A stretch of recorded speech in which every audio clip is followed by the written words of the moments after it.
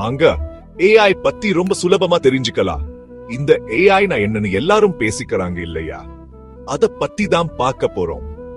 ஏஐனா artificial intelligence, அதாவது ஒரு கம்ப்யூட்டருக்கு மனுஷனை மாதிரியே யோசிக்கவும் கத்துக்கவும் சொல்லி தருன்னு வச்சுக்கோங்க. ஒரு உதாரணம் சொல்ல, நீங்க போல டைப் பண்ணும்போது அடுத்த வார்த்தை என்னன்னு அதுவே சொல்லுது. இல்லைனா யூடியூப்ல நீங்க பாக்குற மாதிரி வீடியோக்களே அதுவே உங்களுக்கு பரிந்துரை செய்யறது. இதெல்லாம் ஏஐ தான் செய்யுது.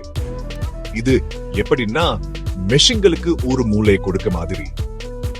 சரி, எதிர்காலத்துல என்ன ஆகும்? ஏஐ நிறைய விஷயங்களை மாத்த போகுது.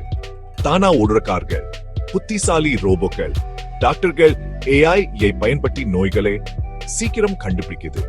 ஏன் விவசாயிகளுக்கு நிறைய உற்பத்தி செய்யக்கூடியது உதவும்.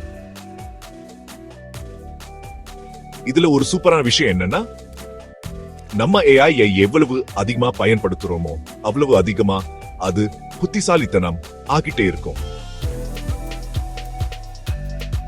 அதனால நீங்க ஒரு வாய்ஸ் அசிஸ்டன்ட் சூட பேசினாலும் சரி, இல்லனா ஒரு படம் பார்க்கும் போது அதுவே பரிந்துரை செஞ்சாலும் சரி, ஏஐ இப்போவே உங்க வாழ்க்கையோட ஒரு பகுதியா இருக்குன்னு ஞாபகம் வச்சுக்கோங்க.